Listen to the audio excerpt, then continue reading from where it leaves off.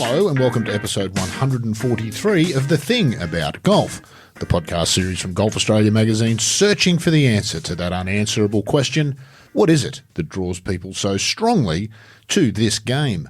Rod Morrie's my name, but it's my colleague John Huggan on interviewing duties today when he sits down with PGA and European Tour winner Billy Horschel.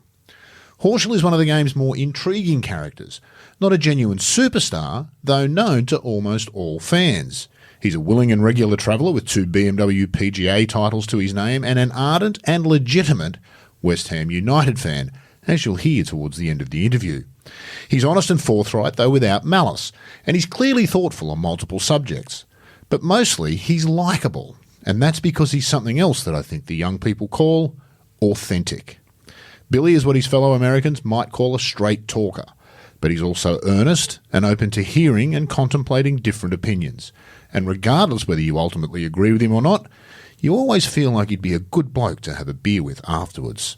And where I come from, there is no higher praise than that. I hope you enjoy John Huggan in conversation with Billy Horschel.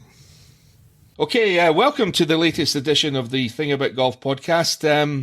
I think for the very first time, I can say that I'm slightly sorry to be talking to our guest today because it's the day 2 of the US Open and Billy Horschel, and sadly, is injured and sitting at home in Florida. But anyway, we're going to make the most of it. Billy Horschel, what was and is the thing about golf for you? I think for me, it's always on me. I love playing the game of golf. I'm the one who gets the credit. I'm the one who gets the blame for when you play good, when you play bad. You're not relying on other people out there on the golf course. That's what drew it to me as a kid. And now it's I love to compete. I love to travel. I love to meet people. I love to be able to play all these other courses around the country. And so that love that I still have as a kid is still there, even after playing, for several decades now and playing professional for 16 plus years. I still have that same joy as I did as a kid. But you must have dabbled in the team sports that American kids do. I mean, did you find that wasn't for you? Was it more a case of that wasn't for you and golf was, or you just weren't that good at the other sports? I don't know. I mean, people who are good with a ball, I mean, I tend to think you must have had some talent in baseball and things as well, I would have thought. Yeah. I was good in a lot of sports I did. I played tennis for a period of time. I played American football for 1 year. I was quarterback and I liked it. I just didn't like getting hit. And also the way I broke things up in a sense of, doing certain sports throughout the year, football just was in that time that I played golf and I did golf tournaments and everything. And I decided I didn't really want to do football anymore. And so, baseball and golf were the 2 sports I played the most. I played baseball for, almost 10 years. Going into high school, I was trying to figure out, did I want to play baseball? Did I want to play golf? Did I want to do both? And I broke my elbow playing baseball. And I sort of saw it as a sign that maybe baseball, may not have been the way, golf was the way for me. I still miss baseball. I think I was good enough to play in college and play at a high level. Would I have progressed and made it to the highest form of baseball in sense of the Major League Baseball? I don't know, but yeah, golf is the one that won out. I love team sports.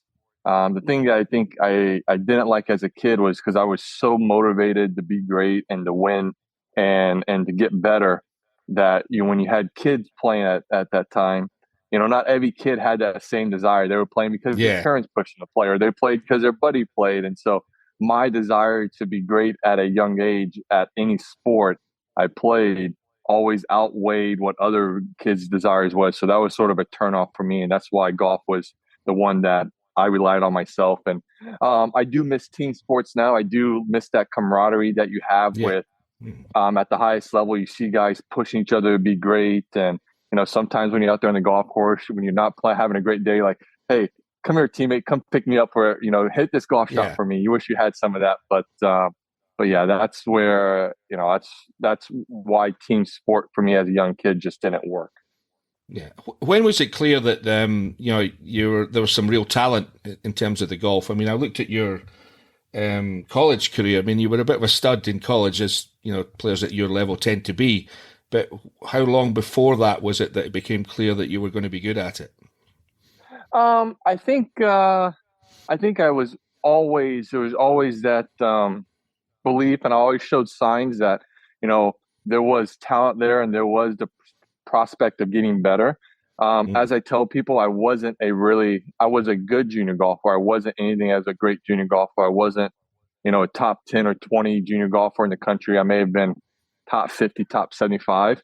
Um, in America, I only had one scholarship offer going, midway through my senior year of high school. 6 months before I was going to go to college, and that was to a community college, you know, not a very high form of college. And I got lucky at the Yeah. University of Florida. The coach had a small scholarship, and he offered it to me. And so I only had two scholarship offers: one to a junior college and one to University of Florida, which is my dream school, which is where I wanted to go, and it worked out.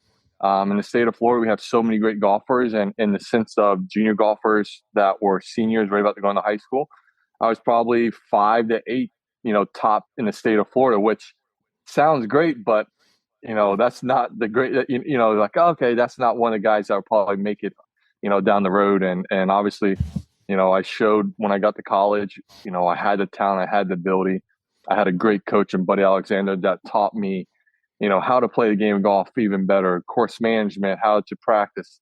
I was a sponge. I soaked up everything because I knew what he had accomplished as an amateur golfer. I knew what he has accomplished as a coach and putting guys into the professional ranks. And so I went in there with, eyes and ears wide open and willing to learn and do anything he told me to do. And that's what I did for 4 years.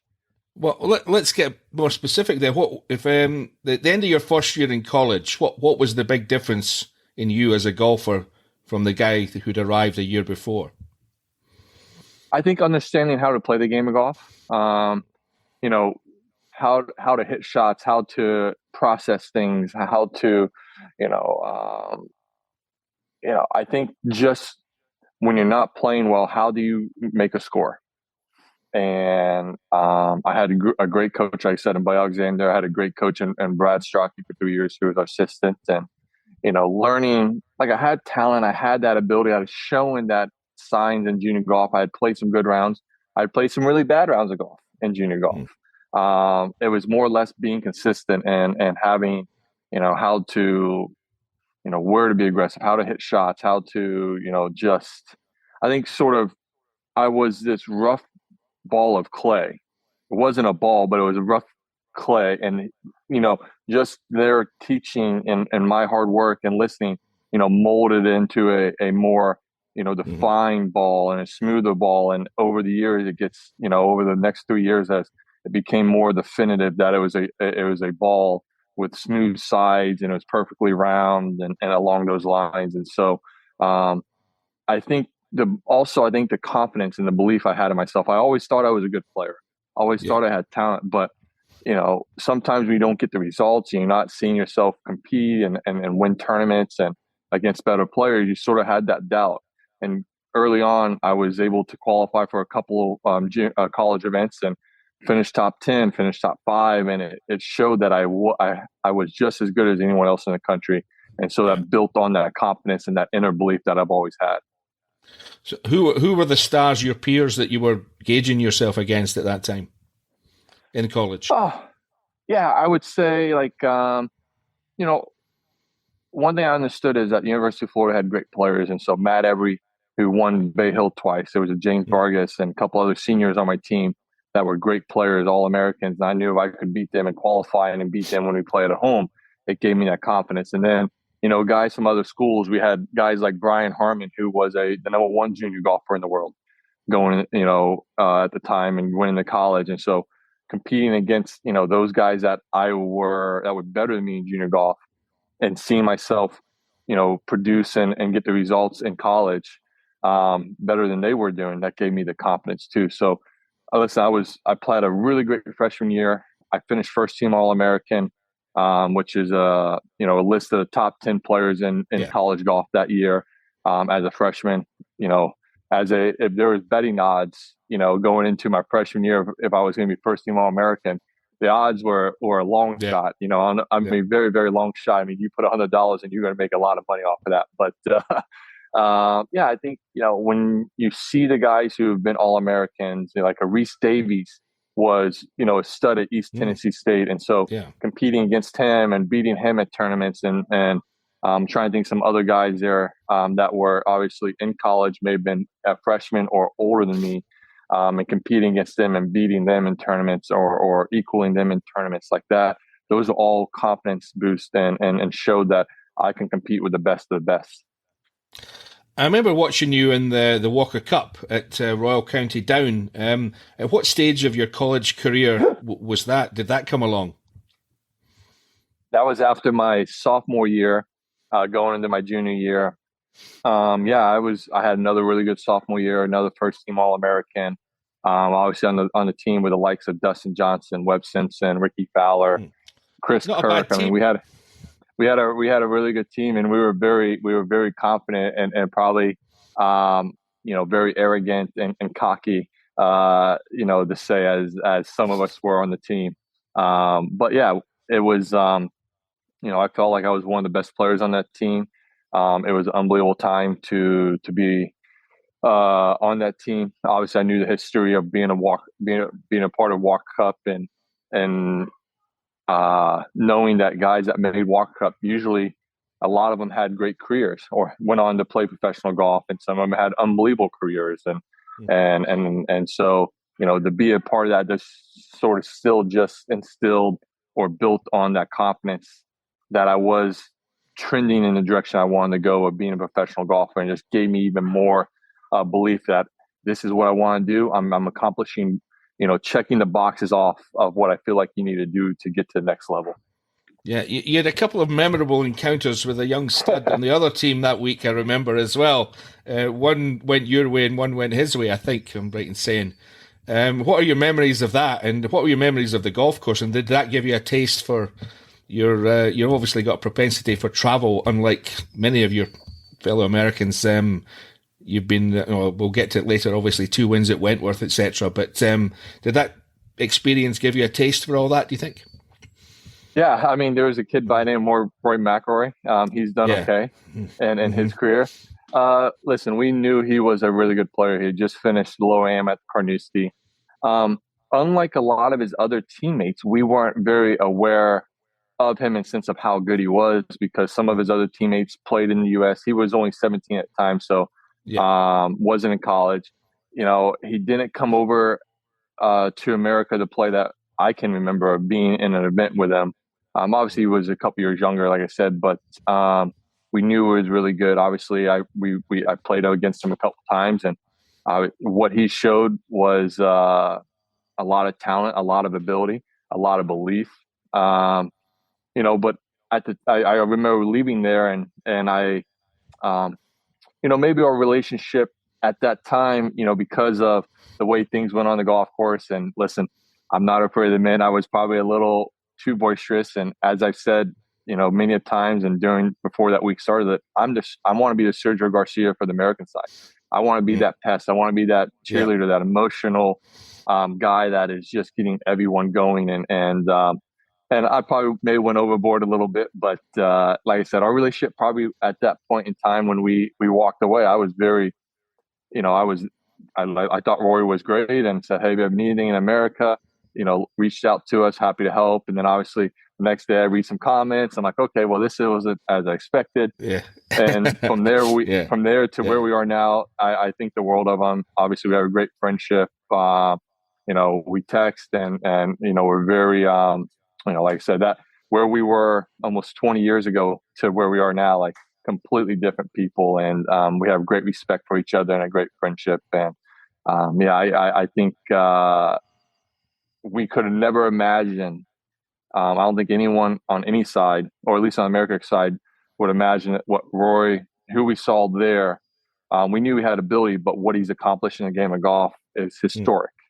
And but it wasn't one that we didn't believe couldn't happen. You just never know how it's all going to pan out. So it was a great time, and I think it's going over there and experiencing Royal County Down, which I think I absolutely love. I think the world of that golf course, and I've always wanted to travel as a kid. It's always one of those things I wanted to do, and that was the first time I think I remember traveling outside the United States. to play golf. Sort of just opened my eyes to the world that I've always wanted to experience, and I wasn't afraid to do more of that. Obviously, it took me later in life to do that. I wanted to do it earlier in my career, but where I was on the PGA Tour and certain other things, I just didn't have that ability or that freedom to travel to go play. And I'm happy over the last 5, 6, 7 years now, I've made a better effort and concerted effort to do that. And I've enjoyed it. And I want to do more of it because I do enjoy getting traveling around the world. I do enjoy playing other courses. I do enjoy playing courses and tournaments that I grew up watching, and it's been an enjoyment. And it's something that, at the same time, I want my kids, when I go over the next handful of years, I want to bring my kids to let them experience, culture and history and different, countries outside of the United States. Yeah, it sounds like that trip was a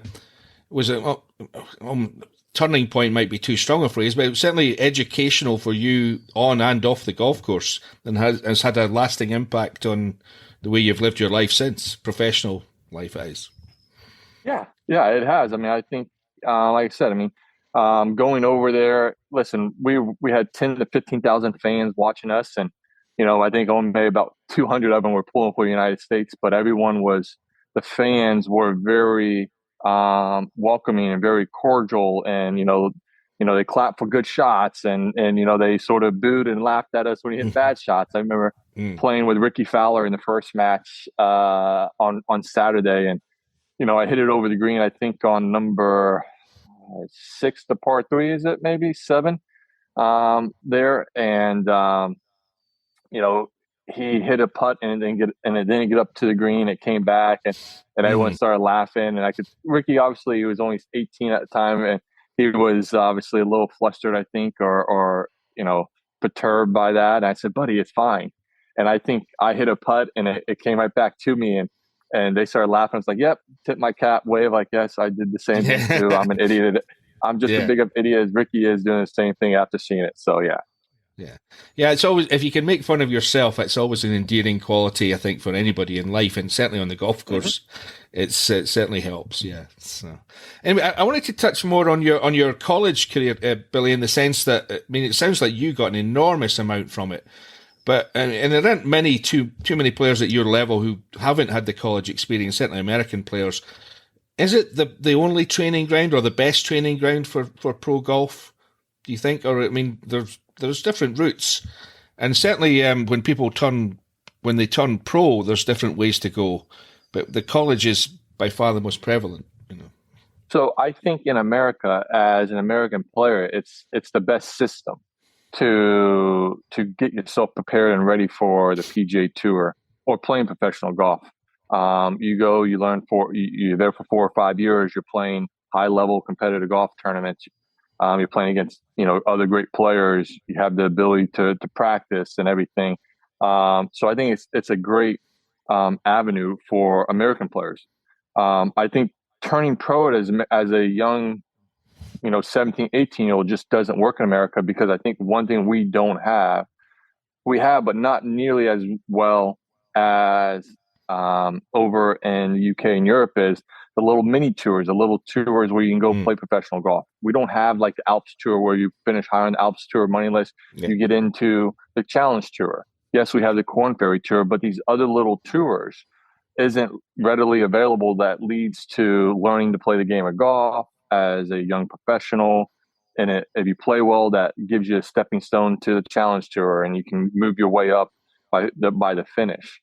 A lot of it has to go through Q school, so you're having to play well 1 week or a couple times, 2 or 3 times late in the fall, and you don't play well, then where are you going to go play? You're going to have to go play these little other one-off little professional events that you make money, but you don't have. There's no buildup of something at the end where you can take the next step to the next tour if you finish one top 5 on the money list. So I think in America, for American players that just want to stay in America, going to college is the best route, the best way to develop, the best way to learn as an adult, and just learn and like I said, develop and how to get ready for the next level. I've heard it argued though that some people say that it's too easy to turn pro in the sense that, as you just pointed out, there's all these different tours available now, and I must admit I do see a lot of players who are never going to make it. But you get the other side of the coin is that they're getting the opportunity to chase their dream, and who would deny them that? Even if there is no real chance, and you do get the odd one who takes time to develop. I mean, Ian Woosnam went, I think, 7 times to tour school in Europe before he broke through. So there's always the one the exception that proves the rule. But how do you feel about that? I mean, where do you sit on that whole argument of are too many people turning pro? Is it too easy to turn pro? And the wastage is huge almost. Listen, I don't. I sit in the side that life is too short. If you have a dream and a desire and a goal of wanting to do something, go ahead and do it. And I think there's just not one goal. Yes, you may have a goal of being a professional golfer, and there may be another goal that you just don't realize, at a particular time, what that is. The goal you have is, hey, I just want to be a professional golfer. I want to try and play and compete. And then that doesn't work out, and you realize you find another desire and goal that you want to try and achieve. But the one thing I've always said is that you have to be realistic. You have to be realistic with who you are, what your talents is, your ability and everything. And so I think, I'm not one to say, there's, when you stop playing, everyone has that sort of time and know that moment. But at the same point, you've got to be realistic and knowing, hey, am I getting better? Do I have a chance to get there? Yeah, because there's guys that have gone, they make it to the PGA Tour into the early 40s, and they tried 20 years and they finally worked out. But man, I mean, that's a lot of financial burden, especially if you don't have money, you don't have sponsors, you're not playing well in other, little minor league mini tour events and everything, making money. So, I want everyone to be able to say, when their life at the end of the day is coming to an end, to say, listen, I don't have any regrets. You can always have regrets, but you at least gave it a shot. And so I want everyone, if that's one of their goals, like, to try it, but sort of set parameters of like, hey, I'm going to try it for 5 years and give it everything I can. If it doesn't work out, it doesn't work out. Or I'm not seeing signs that are improving or getting close, then I say, hey, I gave it a shot. Just wasn't good enough. I was a really good player. I just wasn't a good enough professional player to make it. Yeah. I want to turn things around. We've looked so far at, we've started at the beginning and looked forward. We can go right up to date now. You've got a bit to go. I mean, you're far from done, obviously, but how would you, I like to ask this question of people at your level. I mean, how would you rate yourself against par so far in terms of what you've achieved and what you would like to have achieved? I think that's a great question. No, it is a tough one. I think it's a great question. I think if I look at it from a realistic lens, which I think, like, I do a really good job of having my dreams and goals and sort of these outrageous things I want to accomplish, but I'm also really good at sort of looking at and being present and seeing it in the realistic point. I think I've done really well in my career. 16 years as a PGA Tour player, 8 wins on the PGA Tour. I've got 2 wins on the DP World Tour. If you look at the wins I've had in my career, they're really good wins. I mean, 2 BMW PGA championships at Wentworth. I've got a WGC. I've got a FedEx Cup. I've won Memorial. I'm forgetting some other stuff in there that I've won. I've won the Byron Nelson. I've won 2 playoff events. I mean, I've done really well in my career, but at the same time, the fire in me and what I want to achieve, I feel like I could have accomplished so much more too at the same point. And that's what still drives me, because I feel like I can be even better. I feel like there's so much more left in the tank. I feel like I have an opportunity to win, one or a couple majors in my career. I feel like I have made a Ryder Cup team. That's something I want to be a part of. And so there's still so much that I want to accomplish in this game of golf that I haven't accomplished yet. That I think I have that talent and that ability. That's what keeps driving me going forward. But you never, I think people sort of can take this as the wrong way and say, when I would say, hey, I'm pretty satisfied with what I've done in my career.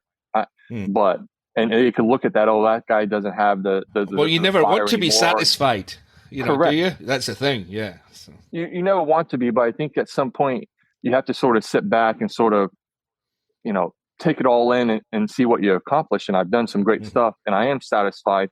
But at the same time, I'm not satisfied. I want so much more, and I think I'm going to achieve what I want before, my time in the game of golf is done.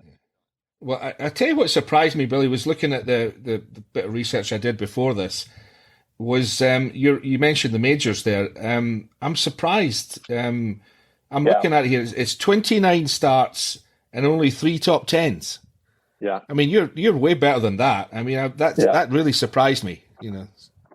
Yeah, listen, my major record. If there's one obvious knock on me is that I haven't played as well in majors as I have, over the last decade and regular tour events, and a lot of that comes down to just me putting too much pressure on myself to play well. I think when you have the game and the ability and talent to win majors and compete and have great finishes, I just have put way too much pressure on myself to try and do that. I also have the issue of I'm a perfectionist at heart, and I've gone on early in my career. I felt like you have to be perfect to play well. I mean, my first major which is no good. My first major as a pro was U.S. Open Marion, and I finished fifth or sixth. And I think I came away from that tournament with, man, I struck it well, short game was well. Didn't putt as well on the weekend, but I've always felt like, man, if I just, I felt like I had to be perfect because I came away from that because I felt like my game was in a really perfect spot. And I had to be perfect every week to be able to compete in a major. And I didn't. The game was good enough. I was talented enough to play well.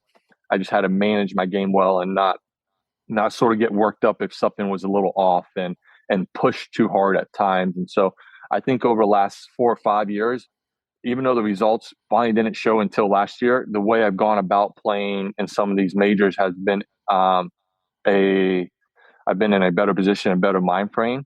I mean, I can go through 4 or 5 majors where I've actually played really well. And then, I just didn't execute some golf shots, later on the weekend rounds. And so, where I was maybe side of top 10, top 15 at certain points on a third round or something, I just didn't do that the last 27 holes, and it took away from a great finish. So mentally, I've been in a lot better spot over the last 5 years in majors. And like I said, sometimes, how you feel about things, the results don't always show. And it was nice that last year I finally got what I felt like I needed to get out of some majors. Well, that you bring me nicely. What a perfect link that was. I was going to talk to you about Troon 2024. Basically, how did you handle that? Yeah, I felt great going into it. I had a great, prep, and I felt really confident. And there's times when I've had that, felt really good going into the tournament rounds, and I just, played too defensive or played too aggressive, and sort of got overconfident, which I think for me, sometimes being overconfident is a detriment. Because I feel like I can do anything and get away with it. But I felt great. The first round, I was disappointed because I wasn't overconfident, but I played too timid. I was too timid, and I didn't sort of truly trust in everything I was doing. And so I knew coming out Friday morning, we were going to get some really good conditions, and I knew I needed to take advantage of it. And I got off to a great start. I think I may have been 2 under after 3 or 3 under after 4, something like that, and played a really solid round of golf on Friday, put myself in the position. Saturday, come out, I have another really great, start to the first 9 holes, and the weather got really bad. And then it was, just hold on and grind out pars left and right. And that's what, Rosie and I did. And I think playing with Rosie, who is a great friend, and, we're both, similar personalities. And as I've said many a time to him and to people in the public, Rosie's sort of like a little bit of a model for me, over the last, I would say 7, 8 years. We were Zurich ambassadors together, so we spent a lot of time. But I love how methodical, he was in sort of getting better in each and every part of the game of golf. And I love how he went about it. And, so I just sort of, took a few things away from that and tried to instill like, okay, let's get better in the gym. He wanted to hit it 300 yards. He achieved that, got better in the gym technically. He got better in every little aspect. And, it was just building, take little steps at a time. And so sort of, looked at the way he did it and sort of just did it the way I, took his and did it the way I wanted it, mold it into my sort of framework. But playing with him, great friend, grinding it out. I knew he was going to grind it out. I was going to grind it out. Future's caddy for me, a great friend of mine. And, I think everyone could tell, as you could tell and everyone else could tell, we were pulling for each other. On the third round of the Open Championship, we were giving each other fist pumps when we make par. We were grinding out, trying to play a great round, competing against each other. But I think we were also pulling for each other because we were enjoying what that moment meant. And then come out Sunday, I felt confident. Wasn't nervous at all.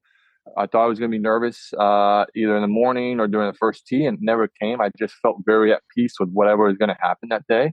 And I played a really solid round of golf. You can always nitpick.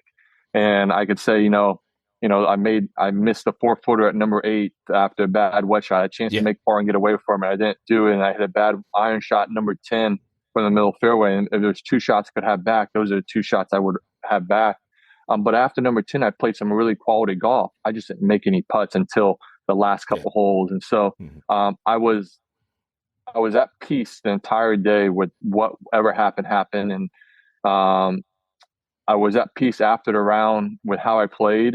But at the same time, there was that disappointment that you were so close to accomplishing something that you wanted to achieve. And still to this moment, when I think about it, I'm still disappointed that, man, it's that, I don't want to look at it this way because I think there's going to be more opportunities, but you're like, was that going to be my one opportunity, the best opportunity that I had in a while to accomplishing something I wanted to do? And I don't think it is. But there's always that little doubt, that little voice in the back of your head.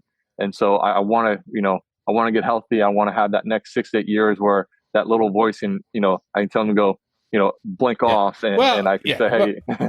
Well, I think you should look at it that way. I mean, I think most people would accept, and I think you've said yourself that Xander went out and Schauffele went out and won it. I mean, he played a great round on the Sunday. There wasn't no shame in losing to that round, So. No. I mean, you look at it. I mean, I think even with that bogey at number 10, I think time Tristan Lawrence was winning. I think it was maybe 3 back at that time. And I'm like, hey, I'm still in a good spot. There's only me and a couple other guys. There's some tough holes coming up. If I can just, give myself, quality looks coming in, 8 more quality looks, I think I'm going to have a chance. And Tristan was starting to slip up and, I was just hanging in there. And next thing you know, I think I got the number 13 as the next time I looked at a scoreboard and I saw Xander had just went on a birdie run and was leading by, 2 shots and had pulled away. And I was like, wow. And, I was trying everything I could to catch him. But man, he played a great round of golf and you got to tip your hat to him because, the way he played that last 9 holes was special and he deserved the win for what he did. Yeah. How did you cope with the lovely balmy Scottish weather that we had that week? How does that affect you mentally? I mean, I think mentally is almost the hardest part of it because it's certainly your level. I mean, you've got the shots, you've got the technique, you know how to do it, but mentally it's easy to get beaten down by it. Yeah, I don't know. I think for me, the worse the weather, the better I play because it takes me out of my perfectionist side. And it just says, hey, you've got to hit a shot. You got to figure out some way to hit the shot in the fairway. You got to figure out some way to get on the green. You got to figure out some way to make a score. And that's all I'm trying to do. And it sort of just brings me back to sort of just more freedom, using imagination, using feel, using your eyes, and not so much being about perfect.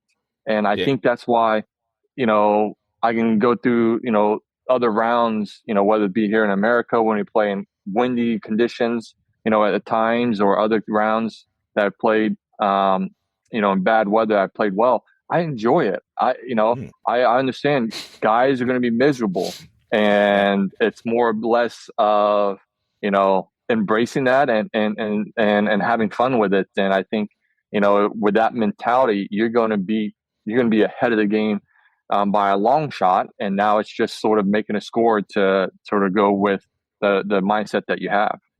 Until you've played in a medal in February medal, Billy, in the east coast of Scotland, you haven't seen bad weather, let me tell you. Well, you know what? I will say this. I think one big help for playing in that weather at Troon, there's two things. I played Tuesday morning early. I went out like 6:15 off number one, and I played 18 holes. And when we made the turn for the back nine at Troon, the wind switched. And so the wind that I saw Tuesday was the wind that came on Saturday and Sunday, which a lot of guys didn't get to see. And so I was prepared for how strong the wind was going to be, the direction and how the holes were going to play. So I was prepared for that. Second thing is, I think it was, so I played in 22 Dunhill. The weather was absolutely awful the second round of Dunhill. And I played Kingsbarns, which some people, I think it may have been the easier of the two courses. Last thing you don't want to do is play Carnoustie. But there was more room to miss it at Kingsbarns and less bunkers compared to St. Andrews. But it was awful. I mean, blowing 30 plus, gusting to 40, wind, rainy, not heavy, but enough rain that coming sideways, umbrellas out, everything's wet. You're going through towels, everything. I was 3 under par. And it was because we had to do shotgun start that morning. I was 3 under par with 2 to play. I had to play hole number 7 and hole number 8. And I made a bogey at number 7. And then I made a bad bogey at 8 when the pin was down the left side below the swale. I hit it up on top and I 3-putted, but I shot 1 under. And I moved way up the leaderboard. I think it was one of the best rounds, second or third best round that day at Kingsbarn. But I think playing that, just gave me, hey, I can do this. Like, it's not fun. You make a score. You're hitting driver 200 yards. I mean, You're keeping the ball super low. You're just chipping it down. Like I succeeded in those conditions, which give you confidence that next time you're in those conditions, you can have success in it. Now, again, Troon 2024, I had 2 reactions to how well you played that week. In one sense, I wasn't surprised at all because, you played at that level, many times. But the other thing that did surprise me was that it wasn't much more than a year after the Memorial Tournament in 2023. I was there that week, and I remember how badly you'd played and how upset you were at the state of your game. I mean, you went a long way in that 14 months. I mean, talk us through that a little bit. Yeah, 23 was a weird year, very weird year. There was some stuff happening off the golf course that I was having to deal with. And I'm really good at compartmentalizing things, but there's just some things off the golf course that I was having to deal with that a lot of people weren't aware of. The game itself just wasn't there. I was working hard and not seeing a lot of results. I felt like, the way the video looked, technically the swing looked good, but I'd go out on the golf course and I hit these shots that I didn't know where they came from. I would make a cut, miscut, make a cut, miscut. I never made 2 consecutive cuts in a row until till July and August, till late July, August. And so it just one of those times that I was like, man, this is struggling. I'm not playing anywhere close to where I want to be. I'm working hard, getting nothing out of it. I'm hitting shots that I haven't hit really ever in my career. And I was down, and I went to a tournament that I had success the previous year. I won. I wanted to play well. I wanted, you wanted to try and defend, but you wanted to sort of have a good showing at the same time. And I went out and I played an awful round of golf. And the problem was I teed it up on Thursday and I didn't have a lot of confidence. I just wasn't confident. The pro-am, my practice wasn't great. And I just felt like, man, this is not going to be, didn't know what was going to happen. I played bad, and just had a moment there after the round where it was frustrating because obviously the game wasn't good. I wanted to play well, I wanted to do well, and it just didn't happen. And then from that moment, I think it was a relief because I shared with my family, my team that, confidence-wise, I was at the lowest point I've ever been in my career. Yeah. And and for me, I realized when I can get it out, it helps me. But I've shared this and it's not helping at all. And not that I planned on sharing it after that round, but getting it out after that round was sort of like a reset button for me. Yeah. And brought me back to, just trying to enjoy the game and get back to doing what I love. And that's enjoying trying to get better and working hard at it. And I realized shortly after that a lot of the work that I was doing was the right work, but I had a couple equipment issues that I wasn't aware of, and fixing some of these equipment issues, made me feel better about everything that I was doing. And I started to slowly build the confidence and start seeing the shots again that I've seen, throughout the majority of my career. Was it ever a sense of panic? I mean, I always think that guys that do what you do for a living, I mean, as talented as you clearly are at that level, there's a there but for the grace of God aspect to it. I mean, it can be gone. We've plenty of examples of guys losing it overnight almost. And, was there ever a thought, oh my God, this might be happening to me, sort of thing? No, I never thought that it was lost, and I was, my game was, this was going to be the end line for me. It was just one of those things that I was like, I didn't know what was happening, why it was happening. And when I did accomplish, when I found out the answers of what was the issue and why, it gave me the confidence that, I still had plenty of game. I still worked hard. Yeah. I'm not recommending panic, by the way. I'm not. No, that's probably the worst reaction you can have. But I don't think I ever panicked too, because I think the panic would have been changing things. I think what you see a lot of times is when guys start struggling a little bit, they start making changes. And for me, I stayed with the same coach. Todd Anderson's been my coach since 2008, since my senior year of college, and I was 21 years old. I didn't make changes there. Fuchu was caddying for me. We had a split. He felt like it was time, and so we split. So that was a little tough part there for a little bit. But no, I didn't make changes because I knew what the team I had, we had been successful. And I think some people, when they start not seeing the results, they panic and they think they have achieved everything they have with these people or their team. They've got to bring in new people to get to the next level. And for me, I never thought about that. I'm like, I know what I have in this team. I know what we've accomplished.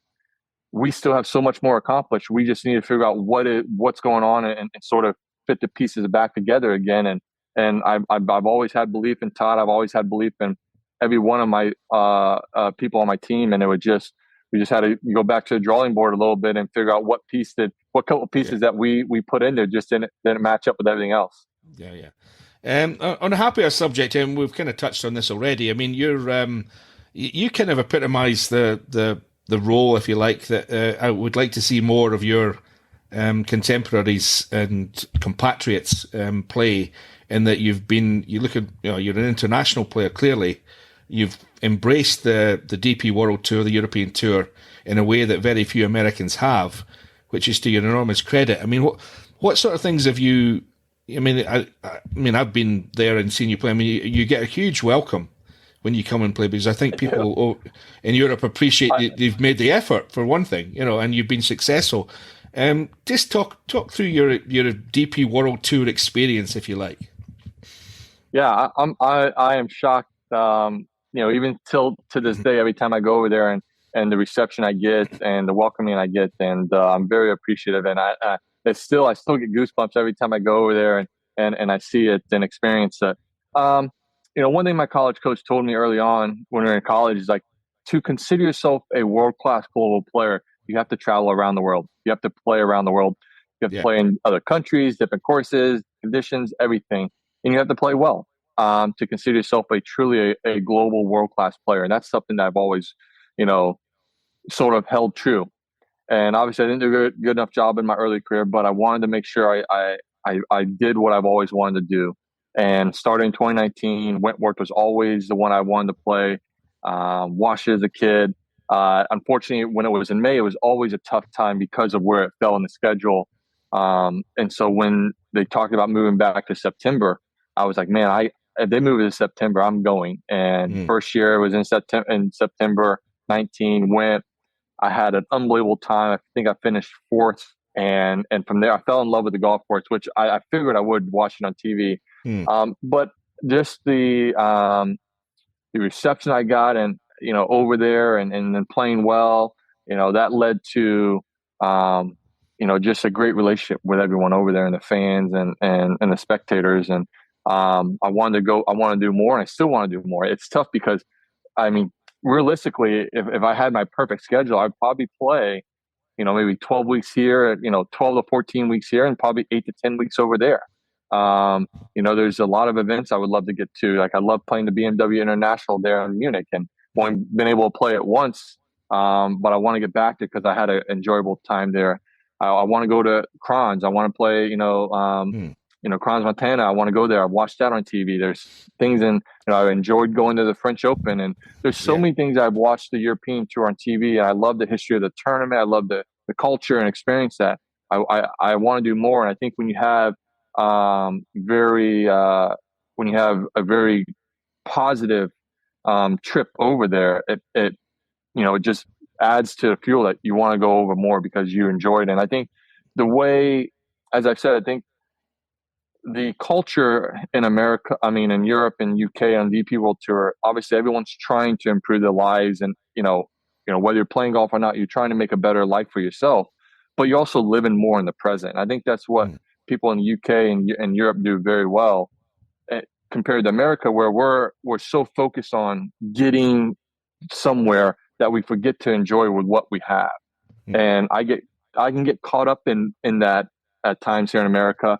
And when I'm more living in the present and enjoying what I have, I live a better lifestyle, and my game of golf is better. And so that's why I have so much enjoyment going over there, because that's something I want to experience. But at the same time, in America, there's sort of that cutthroat, pressure packed, do this right here and now. Like, I love that as well. So it's sort of that tug of war going back and forth always. Yeah, I get more and more surprised in the modern world that we're in now that there's routes onto the DP World Tour for. If I wasn't try to imagine, if I wasn't a complete superstar in college, if I was one rung down from that, a young American, I'd be thinking to myself, well, I'm going to think long term here. I think the best thing to make me a better player 3 years from now is 2 years on the DP World Tour, playing different conditions, different weather, different whatever. That to me would be, it makes perfect sense, but I don't see too many doing it. Maybe it will change in the future, but I just think that's the way to make yourself. Brooks Koepka did that. He came over and played, and he was a better player at the end of it. That was a perfect example of somebody who is a great player now partly because of what he did. He played in Europe. I tell a lot of college kids, I said, if to enter both Korn Ferry Q School and DP World Tour Q School, because I do believe playing over there for a year or two, obviously there's a pathway. If they want to come back to the PGA Tour, there's that pathway now. But I believe it does make you a better player. I believe, traveling around the world, experiencing these cultures, you're still playing against great competition. You're going to have opportunities to get into the bigger events in the world. I think that's a great pathway. And, it's one of those that, if I was coming out of college and, if I didn't, if I had a good college player, but like you said, wasn't a stud, I'd be looking at that because I think it's such a great pathway. And yeah, it does take a commitment and it is a little tough, but I do believe if Brooks didn't go down that path, would he have been the player that he is now and what he has accomplished because of going over there, playing the Challenge Tour and then playing the DP World Tour? I think that made him the player that he was. I think he's talked about that. Yeah, and as you just said, there's the 10 cards available. If your ultimate aim is PGA Tour, which should be more for most players, it's a fast route. If I'm looking at the DP World Tour, I'm thinking, man, I'm good enough to get one of those 10 cards. That's the fastest way to the PGA Tour, I think. I agree. And listen, I it's tough because I think as a player, you want to play against the best players in the world, on a somewhat of a regular basis or as often as you can. But at the same time, being part of the DP World Tour and calling myself a member, I don't want that tour just to sort of be, looked at as just a stepping stone. But it's such a great tour with so many great people and so many great tours that you are aware of this. And as I've told a lot of people, I said, if the financial rewards were just a little bit better on the DP World Tour, I think you wouldn't see that. I think, guys would stay over in the DP World Tour as long as they still had access to getting into the majors and some of the bigger events. They would still play over there because of the lifestyle, because of the culture, and because they're born and raised, whether it be in Europe or the UK or somewhere over there. They just enjoy that lifestyle better. But I think we're in a world today that's unfortunately not going to happen. But it's still a tour that offers so much and needs to still get the recognition that it has gotten through the majority of its life, span and history. Yeah, that kind of brings me to a conversation I had with Patrick Reed in Saudi Arabia towards the end of last year. Now, there are plenty of things I could take exception with Patrick Reed, but he made a point to me that kind of resonated with me, and I'll see what you think, is that his point with the LIV Golf thing was that if he fulfilled the minimum requirements on the number of tournaments to play on the PGA Tour, I mean, guys have done what you've done. I mean, you do that on the PGA Tour, and you go and play in your DP World Tour events, and you fulfill the minimum there, and nobody's ever had a problem with it. And his point was, well, what is the difference between him playing the minimum on the PGA Tour and being able to play as many as he wants on LIV, as long as he does that minimum for the PGA, so that he's done his business, he's fulfilled what's asked of him on the PGA Tour. Why can't he do both? And I had a certain sympathy with that, I must admit. You bring up a great point, John, and I don't think I ever expressed this publicly, and I may have once, but I asked the question to the PGA Tour, execs, back in early 22. I said, I understand suspending them because you didn't give them, their release to go play. But if these guys really want to be a part of the PGA Tour, let them have to play 15 events and let them have to play, 14 events over there and figure out the schedule and playing 29 events a year. And if they're able to achieve, the requirement and still play well in the PGA Tour to keep a card, like there's a side of me that says, okay, well, that's fine, let's do that. But there's the other side of me that understands a little bit of why the PGA Tour did that. Doesn't mean I always have to agree with everything, but I can understand both sides of it. But yeah, I mean, at the end of the day, no one was going to do that. Maybe Patrick Reed was the only one that's going to be able to do that, because he was playing almost 40 events anyways a year. It's a huge commitment. Yeah. I mean, and it's just that, I mean, it would have been difficult to do, but the opportunity was taken away from him. That was his point, I think. Yeah. And I think, listen, it was I think, as I've said, and there's a lot of things. I think there's things when you go back in time, doesn't matter who you are, what you do, you can look back and say, you know what, I wish I would have handled that differently. And we could have done this a little bit differently. And I think, in the PGA Tour aspect and LIV's aspect and everyone else's aspect in this ecosystem, I think we all could have handled it a little bit differently. No one's immune to that, in my opinion. So I do believe, that could have happened. But at the end of the day, I think we all would have seen the writing on the wall. If they would have done that for 1 year, I think they would have all just said, you know what, we're just going to go to LIV and play our 14 events and get paid handsomely, and do that, which is their prerogative. And that's what I said from the very beginning. It did make me wonder, though, that there was the old line about how you guys are, independent contractors, and suddenly you weren't independent contractors. You turned into a trade union at the drop of a hat suddenly, and that kind of gel, that kind of didn't sit well with me. I thought that this isn't consistent. I mean, I get the argument about LIV Golf and where the money comes from, and the moral aspect of it and all that stuff. But just as if you look at it coldly, like as Patrick Reed was trying to do, it's hard to argue against it. Don't disagree. And I think, I never talked about the moral aspect. I never talked about the money and where it was coming from. I can understand that, but that was never one thing that I brought up or discussed at all. But I never truly believed we were independent contractors. If you're clearly not, as it turned out. Yeah. Well, you sign an agreement with an organization to fulfill a certain requirement, and by doing that, you give up some of your freedoms for some safety in return. And so to say that we were truly independent contractors, I never believed that, because, we didn't have the freedom to do whatever we want. We had to fulfill an agreement, a contract that we had with the PGA Tour, and we still do. But at the same time, I have always said to the PGA Tour from the very beginning, before LIV was even around, I think it was in 2013, I was like, one thing I said to them, I said, if I meet my minimum of 15 tournaments as a professional golfer of the PGA Tour, the contract I signed with you, how can you limit me to only getting 3 releases a year? And I questioned it, and I still, I questioned at the time. I questioned for many years. I'm fulfilling my requirement. I'm fulfilling our agreement that we have together. If I want to go play 10 times over in Europe, you're not going to release me to 7 other times because I want to go play over there because that's what I want to do.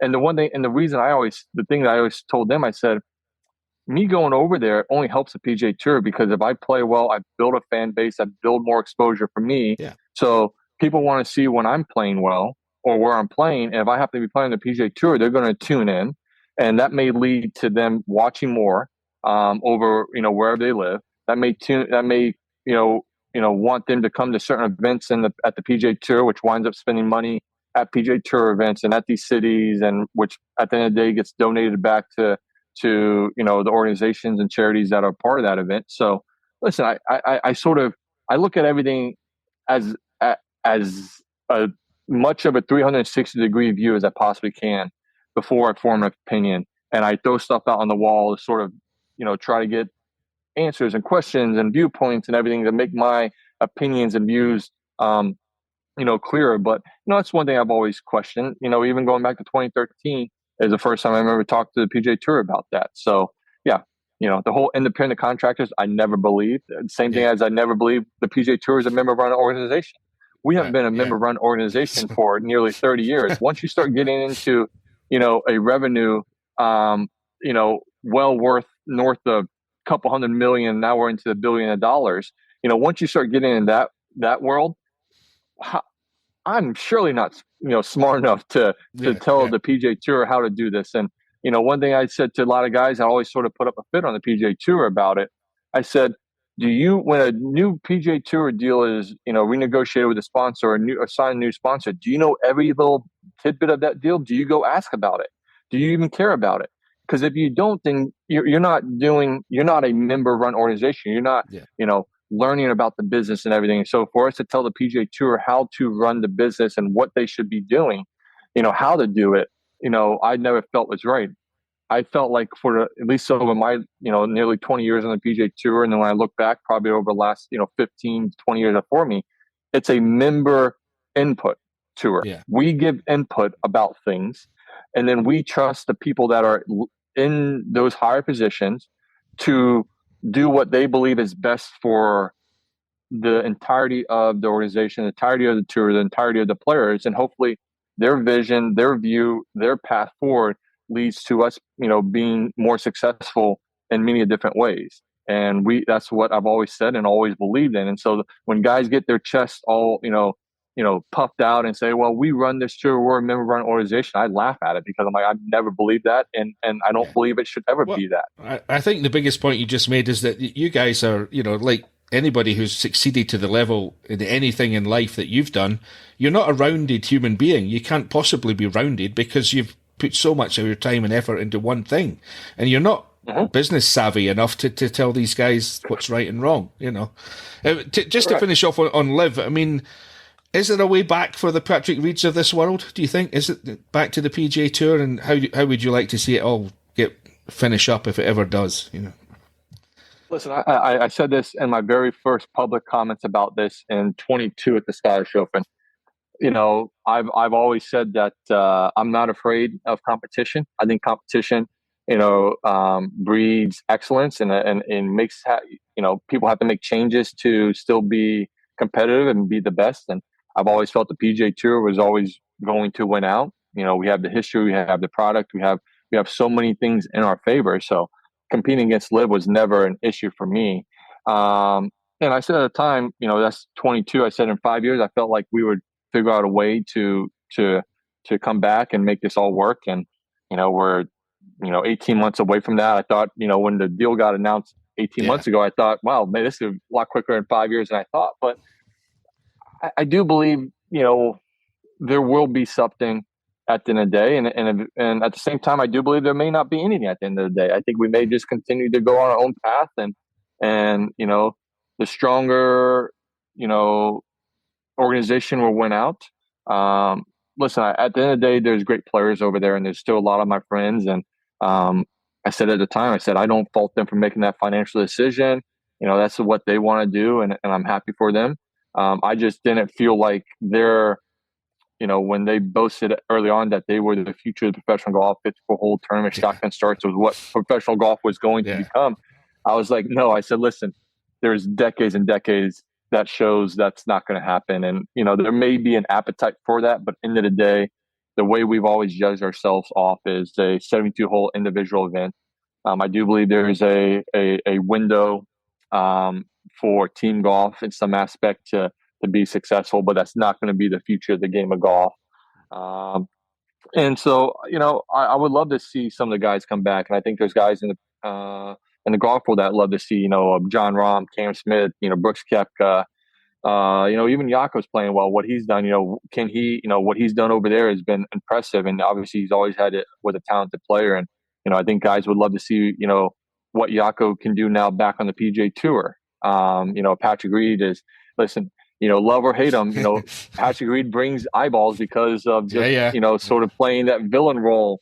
Not that he tries to play it, but that's what he's been labeled as a little bit. And so, I would like to see us come back. I thought there was a global tour. I would have said a year ago, I thought a global tour would have been formed and created, but I don't think that will ever be created for the sole fact that, as we've talked about, American players just don't, have the appetite to travel. They don't need to travel. The financial rewards playing here in America is great enough that they don't need to have that, to be able to travel. And I think the loss of history of events around the globe just isn't there with American players. Obviously, I've only played in Australia once as an amateur world team am, and I haven't made an effort to get down there. But the Australian Open is a historic event when you look at who's won tournaments. Yeah. And I was going to bring that up, Billy. I think I recommend if you might not be able to make it this year. And I want to. Obviously. No, I know. But next year it's at Kingston Heath. Get yourself down there. It's fantastic. Well, and that's what I want to do is I wanted to go when there's quality courses. And this year is obviously, I think, at Royal Melbourne. I'm just not going to be able to do it on my side. But I think the global tour, if it does happen, that'd be a great thing for the game of golf. Like I said, I just don't think it's going to happen. I think the way it would happen is you'd have to have it maybe about a 70, 100-man field possibly. You would have to sign every player to a guaranteed contract. You're paying them before they even tee it up. You're covering costs. There's a financial burden to that to get these guys on our side of the pond to travel a little bit. And but we'll see how it all plays out. I think for me, I'd love to see you. I'd love to see you there. You need to get Kingston Heath next year is almost as good as Royal Melbourne. So I know you would love it. So get yourself down there next year. Like I said, the one time I played the World Am down there in 2008, and it was I absolutely loved it. Like I said, the Australian culture, the people are very much sort of similar to the way I like. Enjoy life. Work hard, do try to make it better, but also enjoy what you have. And I've always got along with pretty much every Australian golfer that's come along. I remember in amateur golf, playing amateur events, after rounds of golf, there was many countries of golfers I would hang out with, but the Australians were one of them that, we would go out and have a good time. And there's stories that do not need to be told about that stuff. So yes, I do. I can imagine. But I'm interested that I'm glad that you brought up the World Amateur Team Championship in 2008 because that was the one that Scotland won. So just thought Scotland I'd mention won, that. Yes, I know. So, the Scottish. That was awesome. We Ricky Fowler, Jamie Lovemark were the other two guys on the team, two good friends, and it was a great time down there at Royal Adelaide and LaGrange, and It was awesome, and the Scottish team played better than us on the last round and won. And I think Wallace Booth was on that team, right, if I remember correctly. I can't remember the other two guys. I'm drawing blanks on them, but Gavin Deere was one. I can't remember the other one. Callum McCauley, or anyway, it doesn't matter. Yeah. The last thing I want to ask you about, Billy, was the Ryder Cup.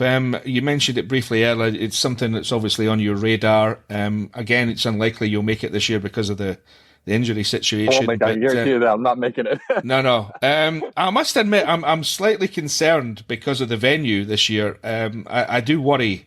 I've been at Ryder Cups where it's been, pretty distasteful stuff has gone on, and I have concerns about this year. Is that something that you look at from your side of the Atlantic, or are we going to rise above that, hopefully? Listen, I think I've said it for a year. I think the New Yorker fans and Northeast fans, some of the most passionate fans there are in the world. They can rival some other country fans very much so.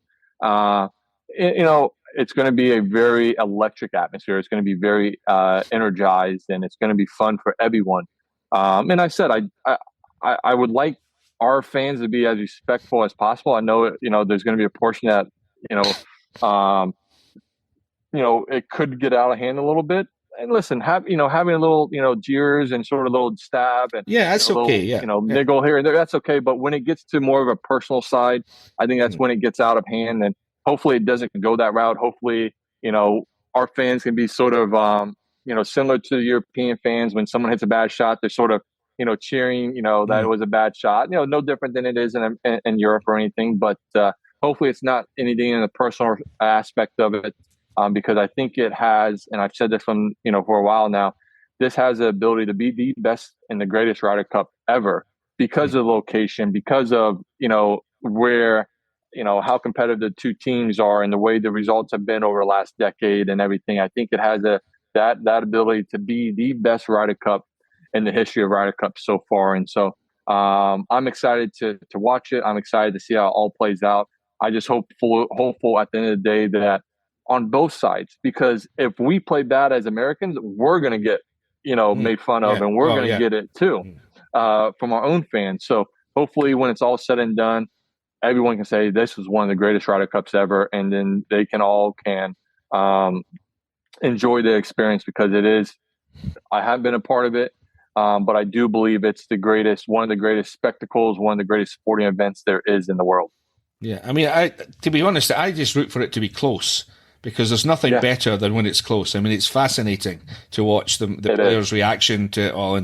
But I do slightly worry that the way it's gone, as you mentioned, the last decade or so, apart from Medina, which you can argue was a bit of a fluke, the home team seemed to be winning quite comfortably. And that's, to me, there's a danger if that continues that it could get slightly dull.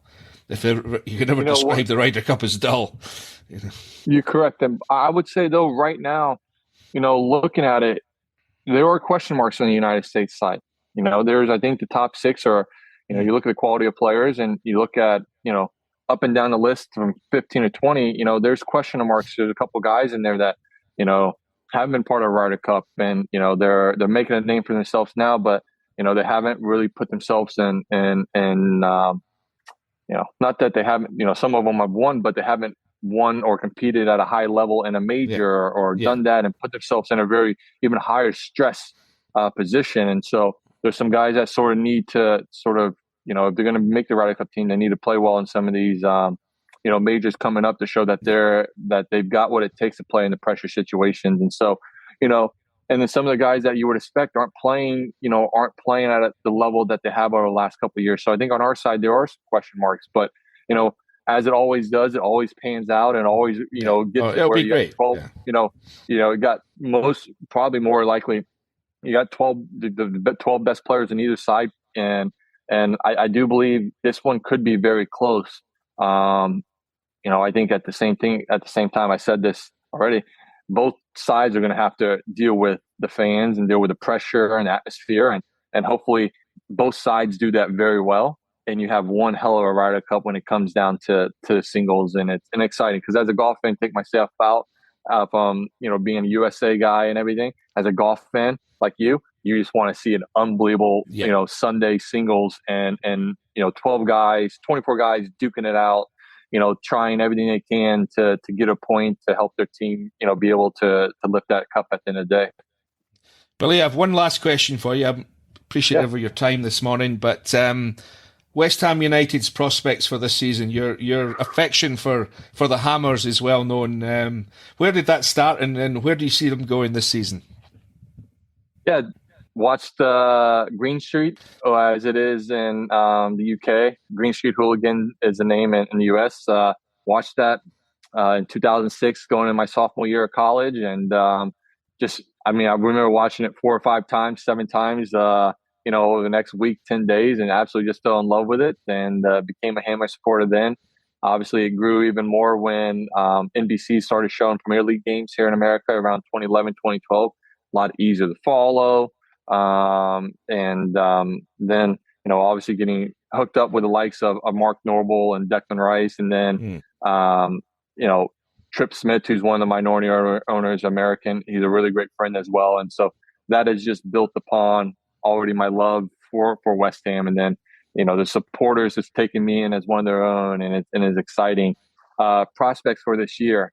I like Graham Potter. I think he's a really quality coach. I think, what he did at Brighton was awesome. I think at Chelsea, if he would have stayed at Chelsea, I think he would have done well. Happy to have him.